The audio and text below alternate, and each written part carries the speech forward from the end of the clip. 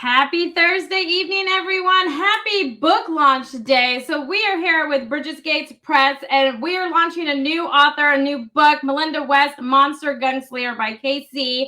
Today is launch day, and let me just say, all week with your pre-orders and everything, you've pretty much been #1 in new releases, especially in the Western horror fiction, which is amazing. So congratulations. You really came out of the door swinging, staying at #1. So just amazing. Congratulations. I'm so excited to be a part of your book launch.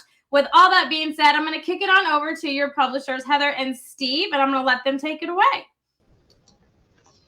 Hi guys. I thought we'd start by everybody just introducing themselves. And Casey, I want you to go first. Make sure you guys plug what you're working on and what's just come out all the time.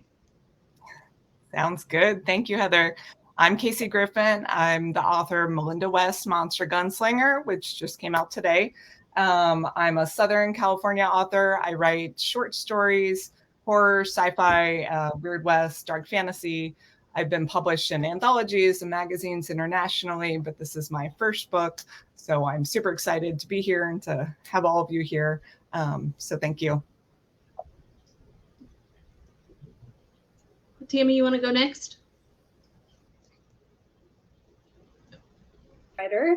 I currently have three different series going, or three different series out. One's a military science fiction series called Spectres Arise. The second is a dark fantasy, epic fantasy series called The Shackled Verities. And now I'm writing in Weird West.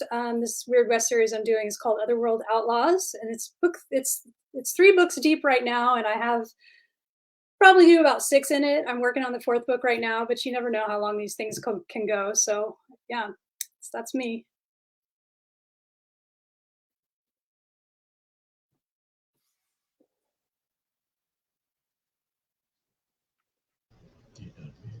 Oh, sorry, I was on mute. Mr. Blankenship, you want to go next?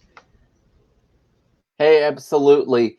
I'm B.L. Blankenship. I've been writing fiction since 2020. I have a series called God Walks the Dark Hills. Books 1 through 4 are out right now.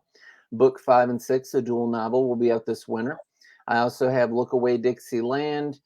I've got an anthology that came out last year. I've got an anthology that's coming out this year. I have a Victorian Confederate sci-fi series called Abraham Lincoln Burns in Hell, which is about John Wilkes Booth traveling interdimensionally to assassinate different tyrannical variants of Abraham Lincoln, because somebody had to write it. All kinds of stuff like that. Just a couple days ago, Josie Wells Rides Again came out on my son's birthday. It's already sold a few. I'm doing okay. In the U.S., Europe, a lot of stuff like that. I don't have any of Asia or South America. I sell everywhere but there. It seems like I would be thrilled to sell there.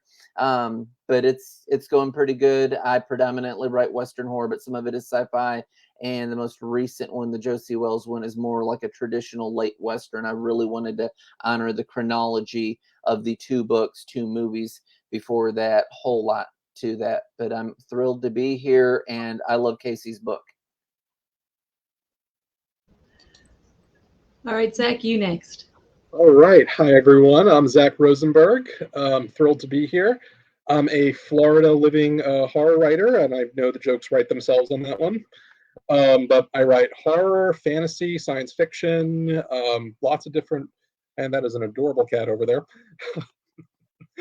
I write, so yeah, I kind of started the submission game last year. I've been published in a few anthologies. I have a good number coming up in Fiends in the Furrows 3. I'm going to Dark Matter Magazine, The Deadlands, and my first novella is coming out with Bridges Gate, and that is going to be a Jewish Western horror novella called Hunger's as Old as This Land, with an incredible cover from Keelan Patrick Burke, and I am super excited for it. And I am just thinking, and I've been getting great feedback so far from reviewers and authors, and it's looking pretty awesome. So I'm really excited for the world to experience that. And I've also got my other books coming out, a Jewish pirate horror set for November called The Devil and the Deep Blue Sea.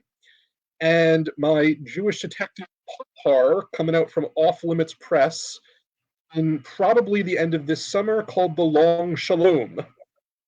So, as you can tell, I love writing Jewish horror and Jewish fiction and fantasy and sci-fi, and Casey's book is absolutely phenomenal, and I have a review up there for it at Horror DNA, and I'm really excited for everyone to check it out.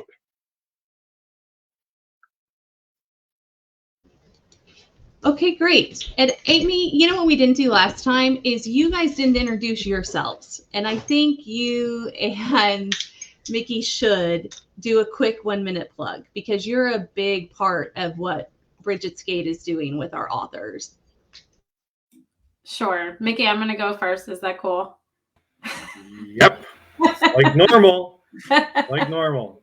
Okay, so I own Abundantly Social. It's a social media, digital marketing, book marketing company that offers all kinds of services. We help create, try to help create Amazon bestsellers for authors, do marketing, and help authors get the exposure that they deserve. Because without authors, our world would be kind of boring. I mean, movies would be boring. Just life would be boring. We wouldn't be able to escape reality and get all the jumps and everything like that. Horror is what I love to read, and I like, I don't know, the more psychological twists and turns and manipulation going on, I'm there for it. And gorier the better in my sense. But that's what we do, and we've been so excited to host your guys' Bridget Gates Press book launches and celebrate with you guys and get to know all of you guys and your amazing works and just to be a part of it. So, Mickey, it's your turn. How do I follow that? My name is Mickey Mickelson. I'm a Canadian publicist who owns Creative Edge Publicity. We focus traditional media aspects, podcast, book reviews, library presentations, print, TV, all of that. We represent over 110 authors worldwide, 3 New York Times bestsellers, 7 USA Today bestsellers, multiple award winners in both the India traditional markets. Like Aimee, I'm a huge, huge fan of the horror genre. And I was very, very excited to be able to work on Bridget's Gates Press and specifically this book, because for the record, KC is one of the most aggressive, phenomenal, talented authors I've worked with in this industry in 6 years. And this book was phenomenal. And she made everything so very, very easy from a marketing standpoint. And we're likely not done yet. So congratulations on the book launch, KC. And just thank you for your overall support. And Heather and Steve, yours as well, as we went through this journey together. Thank you, Mickey. Yeah, it's been great, and it's been wild. So, so as those of you who know us know, when I first read a manuscript, my mother, I always get to a point where I hear my mother's voice, and that's usually the deciding factor for me as to whether or not I greenlight it for the next step in our partnership. And so my mother read to us up through our teen years every night, even when she was sick, even when we were sick, it didn't matter. If one of us were out of town, she'd call and she'd read whatever book we were reading, and she read us everything. And so I thought I would start tonight by reading the piece that, as I was reading this manuscript, I started hearing my mother's voice reading it. And here it is. And it's short. It didn't take very long. A shiver trickled over Melinda's waist, cold as river water. The fireplace came to life a second later. She found herself staring at the ceiling, head pounding, like she'd been thrown from a horse. As she started to sit up, she bit back a muffled scream at what she saw. The last spider perched next to her, arching its legs towards her heart. And that was it. So right around a shiver trickled over Melinda's waist, my voice changed to my mother's voice. And so that's when I knew it. And that's when I told Clyde and Steve, this is one of them. So we put it in the big readers group, and Steve takes it from there. And I'm just glad it didn't get edited out. That's always my fear. Once Steve and the editors get a hold of it, that they're going to edit out the paragraph that I fell in love with. But we were lucky. We were lucky. So, with that being said, talk to me about your childhood in reading. Were you a big reader? Did you go to the library all the time? Were you involved in reading groups, reading clubs? Go as far back as you want to, but Casey, you go first. For sure. I was obsessed with books growing up. I loved the bookstores, Walden Books, kind of all of them. I think my family got a little tired of taking me because I would, sit there for hours, kind of going through the books, trying to pick which ones I wanted to buy. And then in terms of writing, I was writing pretty much as soon as I could kind of form sentences on a page. And I think it really went hand in hand. I mean, I can't remember a time when I wasn't reading, and bookstores were a huge part of that.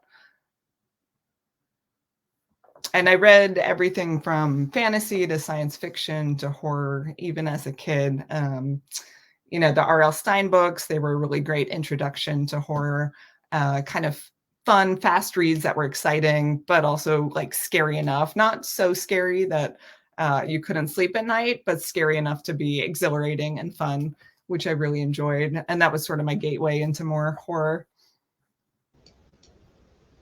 What about you, Tammy? Oh, definitely. I've always been a reader. I don't think I've ever not had a library card. Right now, I think I've got 4 books on my nightstand that I'm reading, and that's what I'm reading. I have like 70 that's on my pile as it goes. Yeah, so I've always been a reader. I've always been a writer. Just every since I was a child. And the first when I became a reader and realized that reading was weird and other people were like, why are you reading? You should be outside playing and that kind of stuff, was when I was about 11. And I picked up Stephen King's It and read it when I was 11. And I think that explains what happened to me. I would one day like to do an informal poll of how many of us read Stephen King prior to the age of 14, because I think there is a direct correlation. I can't prove it, but I really feel like there might be. Yeah. BL, what about you? Wow. So when I was in the 3rd grade, I would read William Shakespeare, and I absolutely loved it. I would go into the elementary school library, and while other kids were reading, or not reading, but Where's Waldo? There was this book by Alfred Hitchcock, and I was really impressed in it because the words were so lengthy that I didn't know them. I like the 25 syllable words, like you're working on your doctorate, and it's there in an elementary school library. So I would check that book out because it made me feel smart. that I didn't know what it meant. I'm one of these people that here in the internet age, I love to look things up. I've said, and I've read the dictionary. You keep going back to that because more words get added. I like the Apology of Socrates and just all kinds of old literature, C.S. Lewis and whatnot. But yeah, just growing up, I would read all kinds of things like that, really old, dated books. I do love Poe. I love Mary Shelley's Frankenstein and all kinds of things like that. It lends itself well to writing all this 1800 stuff because I like all these writers that were Victorian age, from then, very King James language going on, whithersoever and inasmuch and all that sort of thing. But yeah, that's kind of where I come from. I like the poetry of it. I think it's neat.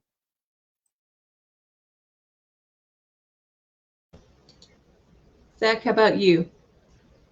Well, I have been a reader since I could be, honestly. I absolutely love it. My mother and my mother used to read to me when I was little. Started off with, some kids books. And honestly, when I was just a kid, I really got into the Goosebumps series, R.L. Stine, Christopher Pike, and all the various spin-offs / rip-offs from that. And I started reading more of those. And I would just park myself in a library or a bookstore and just read as much as I can. And from there, I went on to all kinds of science fiction, fantasy. I think the Redwall series by Brian Jakes was pretty formative for me for fantasy, Lord of the Rings. And from there, I just really kind of branched out. Like I began reading more and more, got into like a bunch of different stuff, high fantasy, A Song of Ice and Fire when I was in high school. And always there was a lot of different horror stuff. And, I got into Stephen King, and from there, just branched off and just really got into the indie horror scene a few years ago and just really never looked back. And I decided, hey, I should start writing my own. So, and here I am. Yeah, definitely. So I think Steve was a reader as a child, a voracious reader. My favorite story from Steve's family is if he ever got in trouble, they grounded him from reading because it was the only thing he cared about. And then his grandmother would sneak books into him when he was grounded because she didn't think you should ever stop a child from reading. Yeah. So. Right. Yeah, like all of you, I grew up reading all the time. I read a lot of things, probably every genre I could think of. My grandfather, for one, had a bunch of Louis L'Amour books. Oh yeah. So I read almost all of his novels up through the 70s. I read some Stephen King too, and for me, the first one I read was Night Shift, his first collection of short stories. Mm-hmm. And I don't know if y'all have read it, but the story in there, The Boogeyman, stuck with me really good. Just the images in there, and I was afraid of closets for a long time after reading that story. Yeah. See, a lot of fantasy. I grew. One of the first books I remember reading was The Hobbit, and I fell in love with Tolkien's writing after that. Lord of the Rings. I'm going to interrupt you to tell y'all that my mom does a mean voice for Gollum. Yes. I mean, it'll make your skin crawl. I wish one day we could get her on a podcast to do it. I mean, it creeps me out still, and I'm 50. Yeah. And I know y'all mentioned R.L. Stine, and he, I think, came out a little bit later than I was an adult by the time those came out. But what I remember a lot of when I was young in the libraries, they had these anthologies. This editor who was big back then, her name was Helen Hoke, mm-hmm. and she put out a ton of anthologies, and they would have names like ghouls, goblins, and Ghosts, whatever, monsters, mm-hmm. Ghost. It would always be 3 words in the title. And she collected like really old stories from like Ambrose Bierce, Bram Stoker, his short stories, and older Cavendish, stuff, all the way up to modern. And so I loved all kinds of different periods of writing. And horror and fantasy were probably my 2 favorites, and then science fiction. So that's it for me. Yeah, I grew up in the library or bookstore. Yeah. And my parents are big readers, though they read very different books. And my stepmother is a big reader. Like I would say between both of my grandmothers and all 3 of my parents, we were always at a library or a bookstore, depending on who you were with, regularly. And we grew up, my mother read everything to us. I'm actually dyslexic. And so I didn't read a lot as a kid because it was a big struggle, but my parents read everything to me. Like they were determined that books would be a huge part of our lives, regardless of dyslexia. And so, and I got a lot of early intervention, I think because of it, because that wasn't really cool in the 70s. But my parents were like, listen, we're book people. She has to be a book people. So, but yeah, we read everything. And I think probably my favorite from my childhood, besides the fairy tales, because boy, my mom can read a wicked fairy tale. And we'd never read the Disney stories. We had a grandmother that would take us to see the movies, but my mom pulled no punches when we were kids. So Bluebeard and Snow Queen in the original version, the oldest version she could find. But probably my favorites were The Hobbit, though I had to sleep with the light on for months because of Gollum. Yeah. And Mary Shelley's Frankenstein, hands down. A note on that: when the Lord of the Rings movies came out, when we're watching them on TV, I actually had to mute it when Yeah. Gollum would be in When there. Gollum would talk, because I started having nightmares. I started having childhood trauma flashbacks, so we had to mute. So, but yeah, it's funny because some people are like, well, how much horror do you read? And really, you guys, I'm going to tell an unpopular story. So Stephen King's It, I was 12, and I've actually never finished it. But I had, and I can't, like, I've blocked out even the part of the book, but it's somewhere around the halfway point. I quit reading it. I took my bed off of my bed frame and took my bed frame apart and put it in the hall. I covered my mirror with blankets. I took my door off my closet,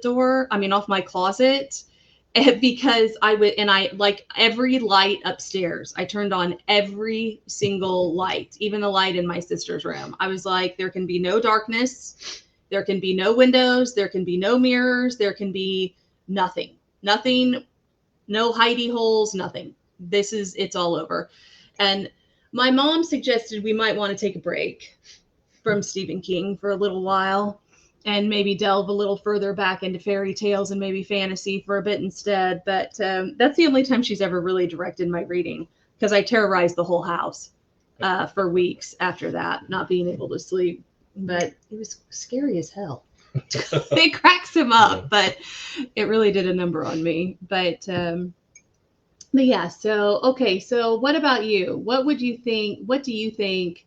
It's hard to pick a favorite book, but when you were growing up, somewhere before the age of 14, what would you say would probably be in your top 5 favorite books, or the books that really influenced you the most and made you want to read more or do something or write? Casey, we get to start with you since you're the author. It's a good question. It's always really hard to pick one, obviously.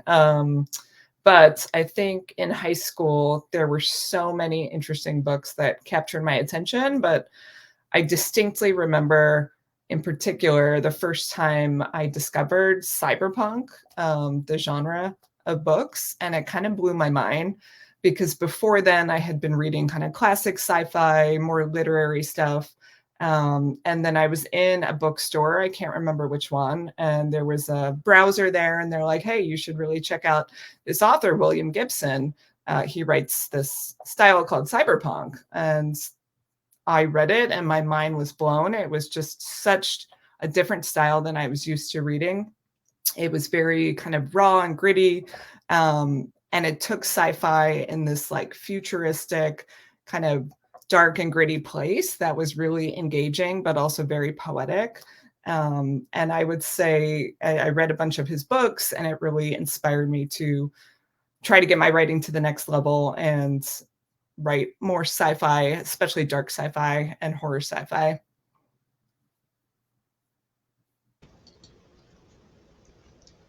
Tammy, how about you? I'm just going to say that I love Snow Crash. To this day, that's one of my top 10 books. Not by William Gibson, but by Neil Stephenson, of course.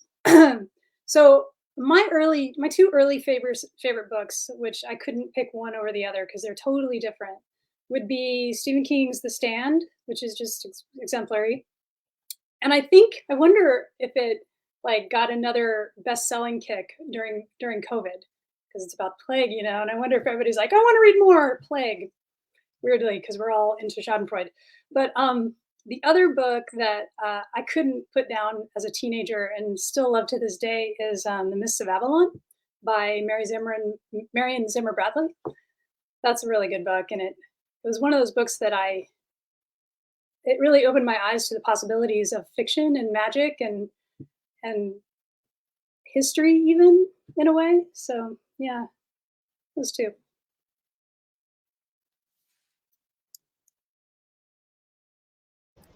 Am I up? You're up. Honestly, at that age, it would be the Bible. So I was a kid, and I was in church, and like raised in it, like teething on the pew. And this guest speaker, he gets up and he delivers a sermon that has a story in it that's really not in Sunday school classes. It's the last story in the book of Judges, and it's where this this woman is raped and brutalized, and she's cut into 12 pieces, and it's sent out to the different tribes of Israel. The entire point of that story, by the way, has to do with the tribe of Benjamin and why they weren't allowed to take wives, from anybody else, and it's a whole big fiasco. It's one of the more dramatic, the way that it's written stories. It talks about the time of day. The sun's coming up, and she's staggering there just with bruises and bloodied and a mess, and her hand just touches the doorpost and she falls dead there. And it's like, shoot, I just got to start reading the Bible more. I tell people that my stuff is about as violent as the King James Bible. Which, it's a lot. Just, it's a lot. All right, I think I'm up. Yep. I'm not really sure there was any one book necessarily. I think The Hobbit was a real influence on me as well. That was an early one. The ones I really remember, Peter Beagle's The Last Unicorn was really a big one for me. I saw that after I saw the movie, and which just captivated me, like Angela Lansbury, Christopher Lee. One of them was probably Brian Jakes' Legend of Luke, which is probably one of my big gateways into heroic fantasy. Horror-wise, I don't know that there was a specific one. Night Shift is also one I kind of go back to. That's definitely one of probably my formative horror ones. Probably Dracula, I would say, too. That was a big one for me. Just the first time I really picked that up, that and Frankenstein and some of the old Gothic stuff, that was just like really carried me away. But I'm also with Steve. The Boogeyman is one of the most absolutely scariest things I have ever read. And the first time I read that, it was like avoiding every closet. I think the only thing that scared me as much when I was like that young was the movie The Ring, where I was like trying to avoid any kind of TV or reflective surface. But beyond that, like I've just started picking up stuff and just really just never stopped.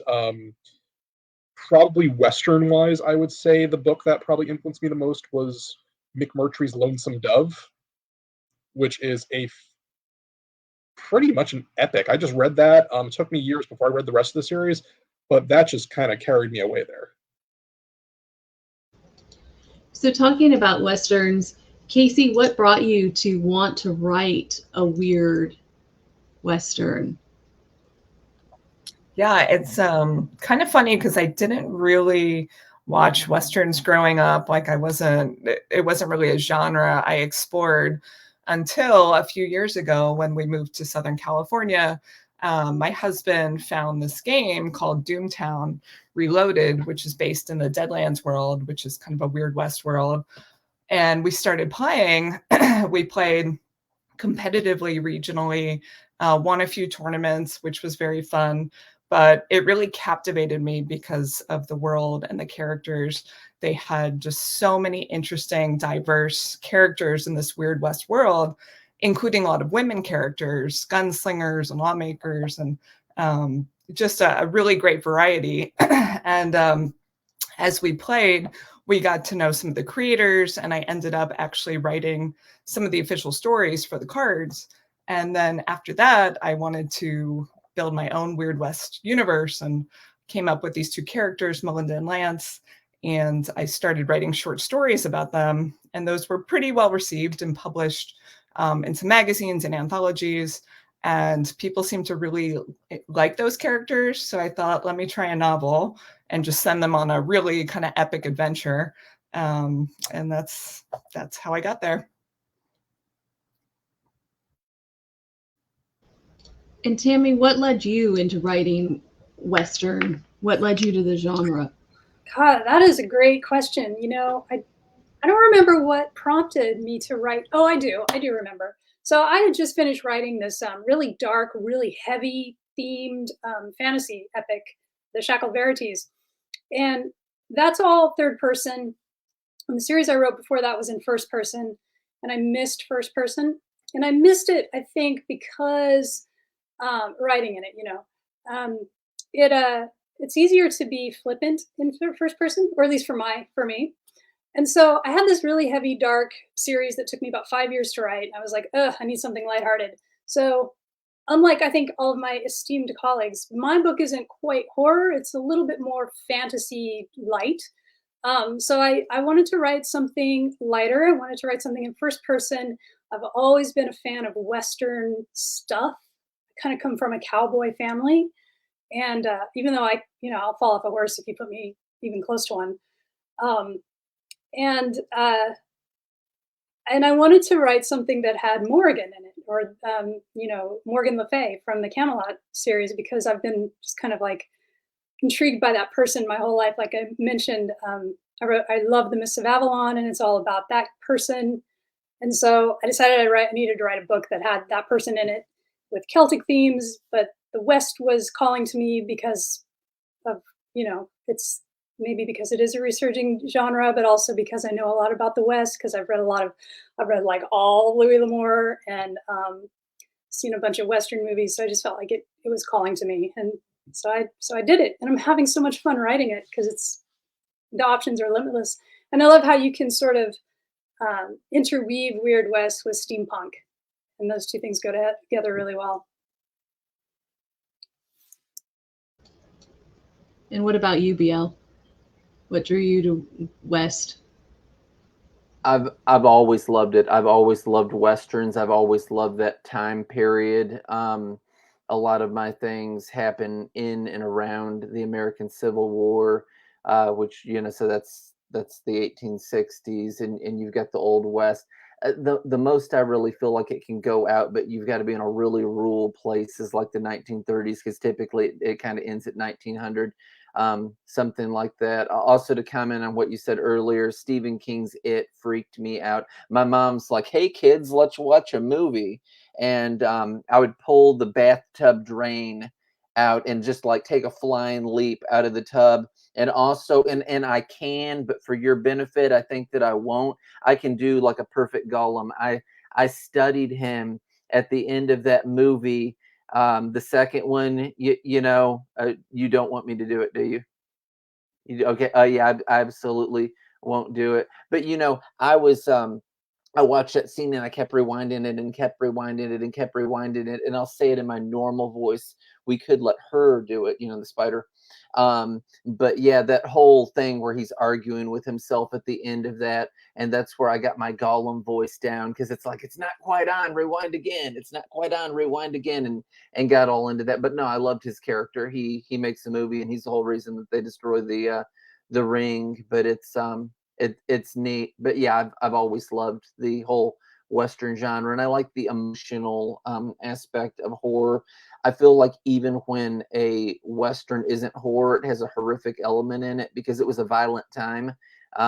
You've always got gun violence and some kind of threat of violence. Marty McFly, Back to the Future isn't horror. He goes to the West, he insults a guy, and he gets a rope thrown around his neck and drug, and they're gonna lynch him out in the town. That you can't really do that now. Down where I work, some people robbed a bank. They've got cameras, like seriously, in Alcoa, Tennessee. They've got cameras everywhere. It's crazy. Your cell phone is a tracking device.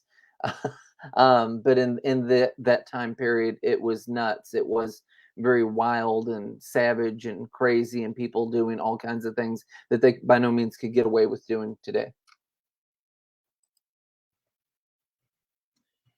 So I think that, writing Westerns for me kind of came around from watching Westerns. And I was never really a huge fan of like the John Wayne variety of Western. There was always something kind of missing there for me. Like, I heard like so much about The Searchers. I watched it. I ended up like not liking it as much as I thought I should.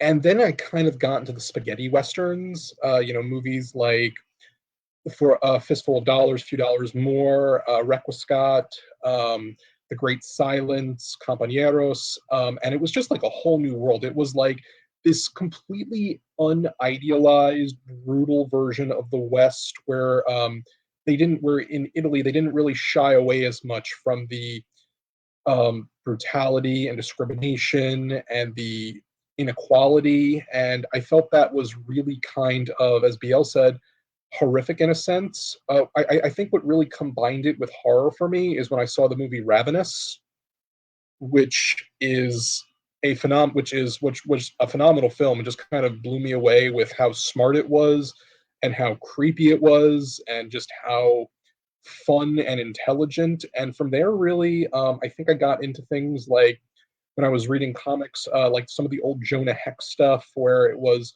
combining the West with different kind of horror tales. And then from there, it was reading guys like Richard Lehman's Savage and Joe Lansdale's books, and kind of it really branched off from there. And it was the idea of being able to kind of write this, because horror and Western just kind of go together, because some of the best horror, I'm convinced, is always metaphorical. And it takes what we know is a problem in society and puts it on the page viscerally. And in Westerns, it's very easy to do that. There's the racism and discrimination and sexism and brutality and manifest destiny, and it's so easy to put that in and make it scary for the reader. And that was kind of something I tried to do with Hungers, and kind of give it a Jewish bent, because I don't think you see enough of that. And when I was researching it, there was all kinds of different history that just doesn't get talked about enough.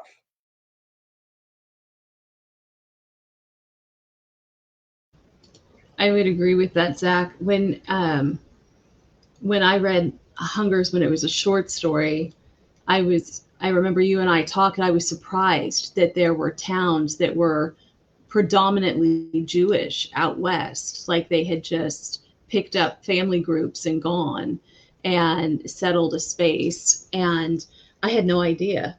And I've lived in Kansas most of my life. I mean, between Kansas and Colorado, it's a little embarrassing not to know that, but here we are. So I thought that was interesting. And,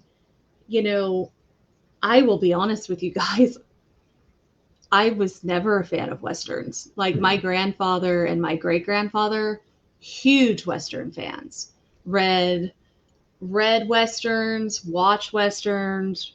I called it the Sunday morning boring time, because we weren't allowed to watch any kids shows, because that was when great grandpa came over and we ate brunch together, and then they watched Westerns until they fell asleep in their chairs. Yeah, so I've actually had to go downstairs whenever I wanted to watch. Yeah, I was The like, Good, no. the Bad, and the Ugly, one of my favorite movies. But whenever I watch it, I had to go downstairs. I couldn't have her in the same room. Yeah, I don't want it. But Steve's always really liked Westerns. And when we had the opportunity to pick up an anthology that had lost its publisher, it was Weird Western. And I told Steve, I was like, oh, does that mean I have to read on the whole? Yep. And he goes, yeah, but it's not like you think it is. You've never given Westerns a fair shake. You don't know what you're missing. And that's when I did fall in love with them. You remember? And it was Spatterplunk. And I was like, oh gosh, so bloody gory Western? Like this is, I don't know if I can do it. But I did. And that's kind of what, I mean. Yeah. Yeah. And I think he's always wanted to do Weird Western. Like it was the first, we were still putting Wear Tales together. And unfortunately my grandfather was actively dying at the same time. So I was over at their house quite a bit, but the one who made me watch Westerns every Sunday, by the way. But Steve was like, I think the next book's got to be Weird Westerns. And I was like, come on, man, things are really too hard right now. Let's not talk about Westerns. But he's been pushing for Westerns ever since we started. He's like, I'm telling you, horror Westerns. So he's thrilled. And I have joined the Stagecoach, but I was a reluctant joiner. Yeah. There's a joke in my family that if it had been up to me to leave Ireland, the whole family would have died in Ireland eating grass and bark. I wouldn't have gotten on the ship, and I sure as hell would not have gone on a horse and gone west. Like we would have died where we stood. So you grew up reading Louis L'Amour and Louis L'Amour, a little bit of Zane Grey, mostly Louis L'Amour, and then of course watching all the old westerns. Oh yeah, with your grandfathers, Yeah, right? with Yeah. both my grandfathers. Yeah. So I think for me, one of the things I really love about that genre is it's so perfect for a lot of different genres: fantasy, sci-fi, Right. horror, because you have all these towns, but it's still mostly a lawless area, so anything can happen. It lends itself to horror because who knows what's out in the hills, who knows what. And romance. What was the movie? Steve tricked me into watching a Western at one point because he goes, Heather, it's really a romance. He's like, it's really about relationship dynamics and relationships. It's just set in the Old West. Do you remember what it was? No. It was not a romance, by the way. There was a love interest in it, but it was not a romance. I can't remember what it was now. No, I don't know. What it is. I don't know, So, but it was a lie, is what it was. Yeah. But yeah. Yeah, no, I think it's just a great genre. It has so much possibility for, like I said, for fantasy, for science fiction, steampunk, For mashup. horror, for mashups. I'd like to see it explored more. I hope more and more writers get into it. I really love that You genre. heard it here first, writers. All right. But yeah, I mean, I think the thing that I have come to love about it is how easy it can mash up with any other genre. Yeah. And if you guys know us, you know I love a mashup.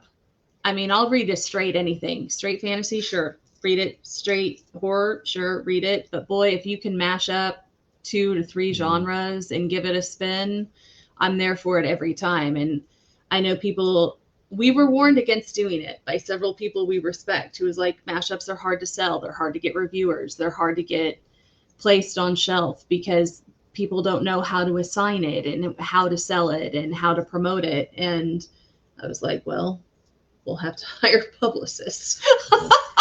Because I don't either, right? But it's what I love to read, and that's, it's sometimes hard to find. I think because of that reason, and sometimes you find mashups accidentally because a bookstore has to choose, a library has to choose where to put it, and so it's not like you can be like, hey, here's our mashup section. Are you looking for a mix of this and this? Find it here on this shelf. Right. But boy, wouldn't that be a fabulous bookstore? But Yeah.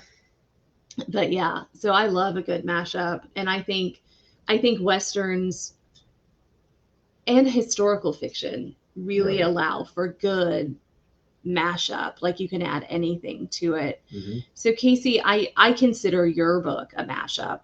And so when you were writing it, did you intentionally think when you started, I'm going to mash this up. I'm going to combine these genres and see what I can pull off or get away with?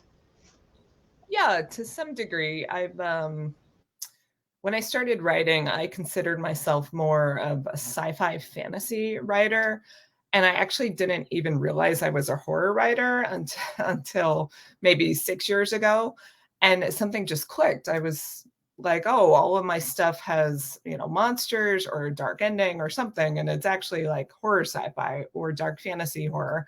So once I had that realization, it was a little easier to kind of market myself and share my stories. And then when I started writing the Westerns, I wanted monsters in it, but also adventure. So I'm actually very squeamish when it comes to extreme horror. I can't really read it or watch it. It makes me kind of anxious, but horror like in the realm of Buffy or kind of adventure horror where it still has scary moments, but ultimately it's a heroic journey. That is the genre I love.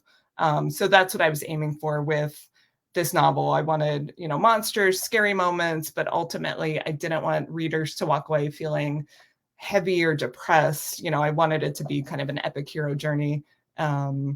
So yeah, in that sense, I was thinking kind of mash up, but more just in this realm of what I think of as kind of Buffy horror.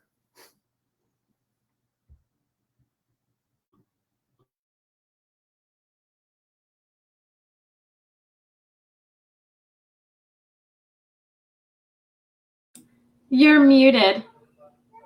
I was just commenting that one of the people who was watching Jason was like, why not books? Everything else is a mashup. And I agree.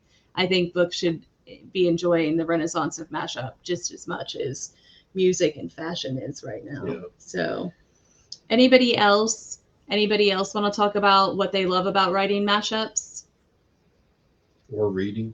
or reading a mashup? If anyone mind if I go? It really allows for just so much just amazing creativity. When you combine like different genres or different things like that, you just get something that you just never know what to expect. For instance, I remember I read one of my favorite books now is Christopher Buehlman's Between Two Fires, which is a historical fiction, medieval history meets horror religious fiction. It is just a mind-blowingly epic, terrifying, fantastic novel, and it was like apparently obscure for so many years. And I just really love writing it because you can just do anything you want. You can take different settings and just mash them up to other things. Because when it comes to fiction, really, sky is the limit when it comes to setting. As long as you're writing it well, as long as you have good characters and plotting, and you know what you're trying to say, then I really think that writing the mashups can just be it just sounds so much fun on paper. Like for me, the idea of Jewish horror western is just it sounds just interesting on its own, but it allowed me to explore things like, again, the treatment of Jewish people in the Old West, kind of stripping off the luster from the West, Manifest Destiny, and also at the same time just allowed me to write a fun gunsling monster story.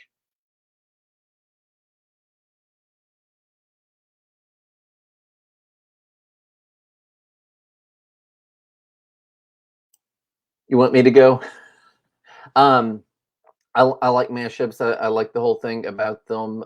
When I would sit down and write any one of my comprehensive books, and I interweave everything, and most of them, KC, are extremely, like, overwhelmingly green inferno, I spit on your grave violence. Josie Wells Rides Again is not. It's totally PG. But when I write those, I think about different things that are public domain that I can pull in, and then I create some of my own stuff, but I try to interrelate like things that had happened on certain dates and real stuff and all that sort of thing. I've listened to a lot of interviews about books and whatnot, and people seem to like coming of age. The Josie Wells thing that I have, the main character that encounters Josie Wells, by the way, that's a bit of a spoiler. It's not following him through his own eyes, but someone else's journey. He's a young boy, and so there's this man that's like a relic that everybody thinks, hey, he's dead. The general synopsis, I don't care to say, the general synopsis for the book is it's kind of a don't breathe sort of thing. These young punk kids think, hey, we're going to rob this old man, and they pick the wrong old man because he's like the baddest man on the planet. He's Josie Wells, but he's like a relic from the past. They think that all of that's like dead and gone. So it takes place in 1901 predominantly. And, you're shifting from one era to another. So it's like, the Old West isn't around anymore, even though it was. There were still people that were around from that time, Annie Oakley and a lot of different people.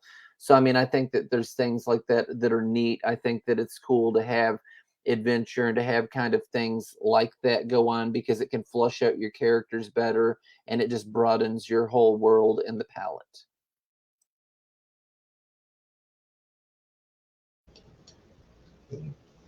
Tammy, is there anything you want to add to mashup discussion? I can add that I agree with everybody. It's super fun to write just because there's no limit, and you can do anything you want as long as you can think of it and make it mix well. So that's kind of it. Yeah. Okay, so right now, what are you reading right now? I'd like to know what everybody right now is reading. KC, you go first. Yeah, what do you got on your book stand? I have like 10 different books I'm rotating through, but the one I'm reading at the moment is actually Enter the Darkness by Sarah Budd, which is also from Bridget's Gate Press. And it's very creepy. There's creepy caves and kidnappings and things happening. It's just that kind of under your skin creepiness that is fun, but I can't read it before bed. But I'm enjoying that one so far. I'm reading this series right now that is set in the time of William the Conqueror, and it's about a Welsh monk who is basically the Sherlock Holmes of Wales from back then. They're called the Cadfael series, and I'm sure I'm saying that wrong because I don't speak Welsh. But yeah, I'm reading that, and I just picked up Lindy West's book Shrill today, which was the set of essays that the TV show Shrill was written about. And it's fabulous because she's fabulous. And then I have like 3 others, but I'm very non-monogamous when I'm reading, so I'll just leave it at those 2.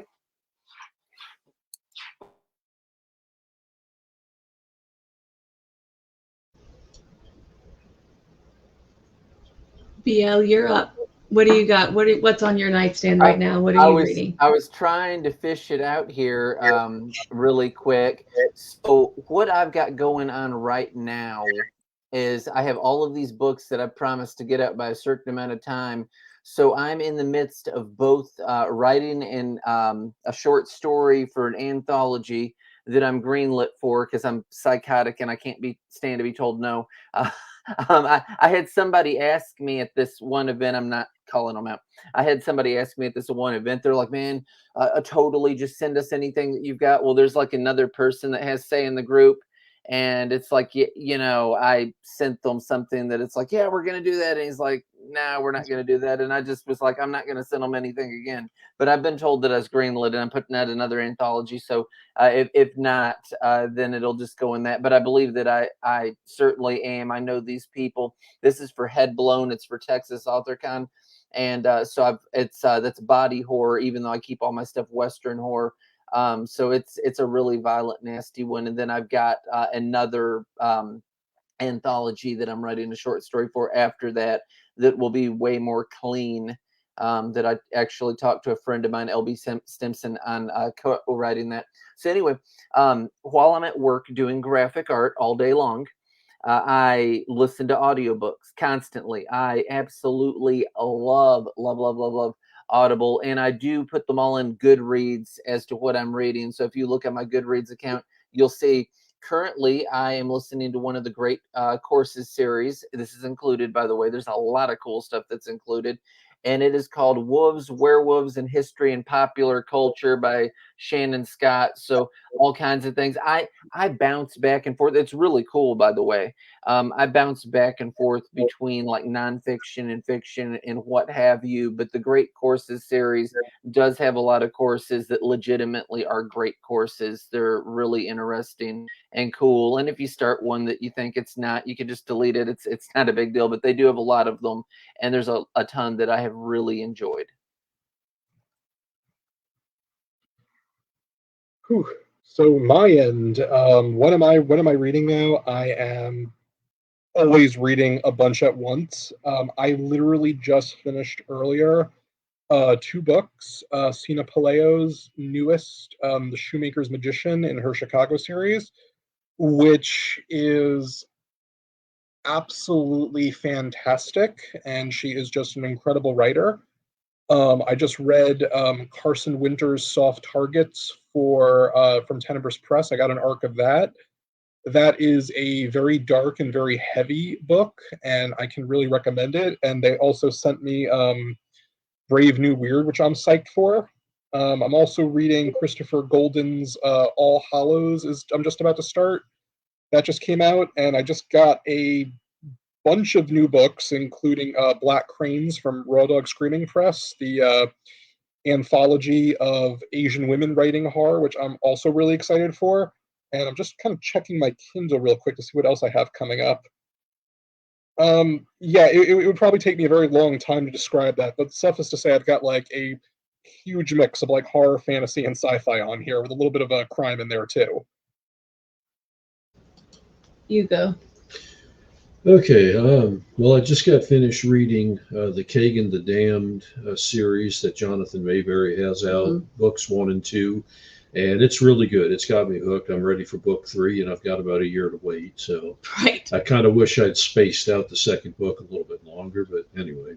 Right. Right at the moment, I'm reading one that's quite a bit different for me. It's called The Good Mother by Catherine Grant, and it's about a group of soccer moms in this suburban area, and things are going psychotically off the rails. And Right. it's not your normal genre. I'm enjoying it. I'm hooked. It's like it's a big ugly train wreck, and you just can't quit reading it. So. I'm reading several books. I'm one of these people who have to read about 10 to 12 books at a time, and then I also like to torture myself. This is a horrible story. So I'll set a timer for like 15 or 20 minutes, and I won't allow myself to read past the timer. And it's how I determine whether or not a book is really meaningful to me, because if I can set the timer and I'm like, okay, I mean, that's too bad. I kind of want to know what happens next, but I can go do laundry now. That's fine. Versus I'm like, no. And sometimes I'll try to sneak reset the timer. But you guys, I have to, because we have so many submissions. If I didn't set a timer, we have 2 jobs. So I have to be really regimented about it. But so I'm reading On Good Authority, which is by Brianna McCucken. Amazing. I cannot believe this book. And I'm only halfway through. And it literally, when that timer goes off, I woke up Steve at 3:00 in the morning the other night because my timer went off, and I went, ah! And so I'm trying to be really brave about it.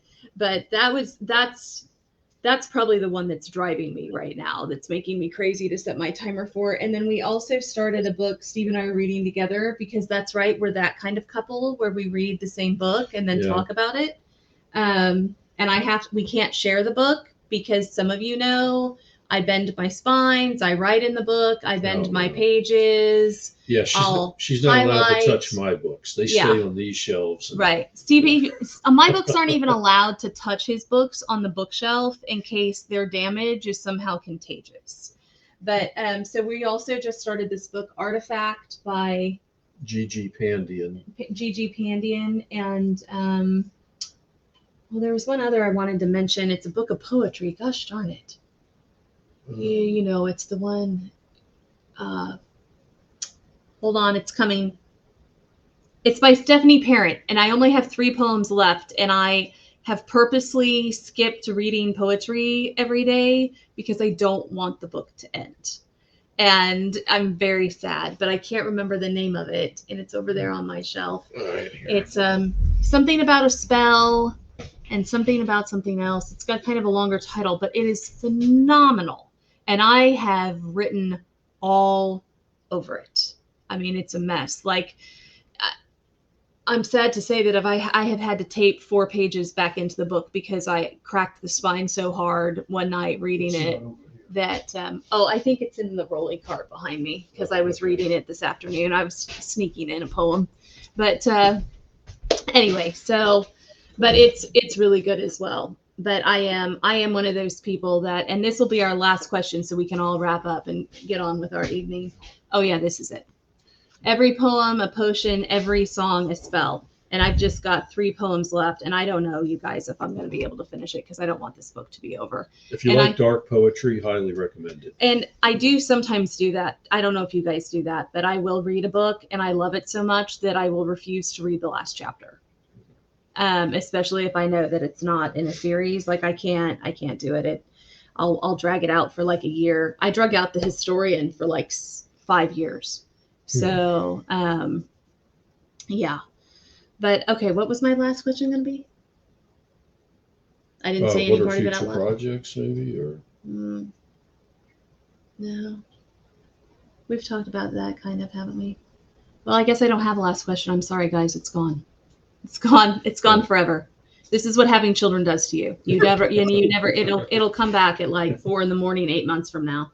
And I won't remember who we were talking to. But so yes. So those are the books that I'm reading. Okay. That's all I got. Okay. Well. Casey, do you have any final thoughts or anything you'd like to say to your readers? Yeah, for sure. Well, first of all, I really want to thank you guys for taking a chance on a Weird Western and bringing it to life. And you've been so wonderful to work with. So thank you so much. Thank you, Mickey and Aimee, also for all of your support.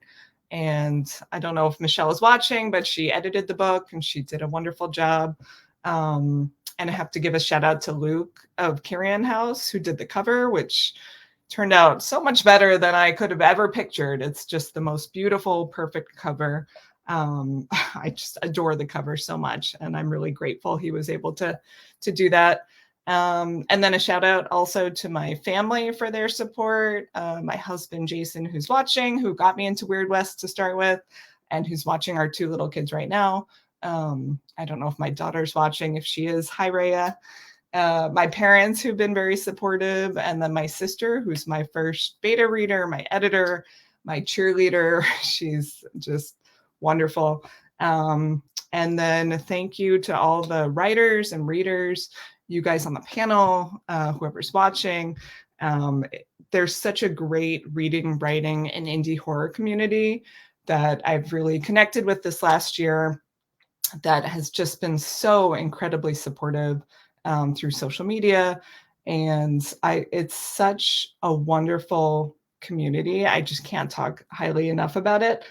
There's so many interesting books. There's so many great authors. Highly recommend diving into the indie horror community to anybody watching or listening if you haven't already. There's very interesting books out there, stuff that will surprise you, shock you, delight you. So yeah, check those out. And thank you again, everybody. Yeah, so thank everybody. I want to thank everybody for joining us and for taking time out of your evening to help us celebrate the book launch. And we're going to, after this, so the people who've joined, all the names are going to be put in a, whatever that thing is, the spinner you have on the computer, and we'll pick who wins the free signed copy, and we'll announce it on Facebook and Twitter and Instagram after probably in about 20 minutes. Because I have to get something to drink, and then we'll do it. So, but I just want to thank everybody for joining us and everybody who took time out of their night and out of their life to help us celebrate.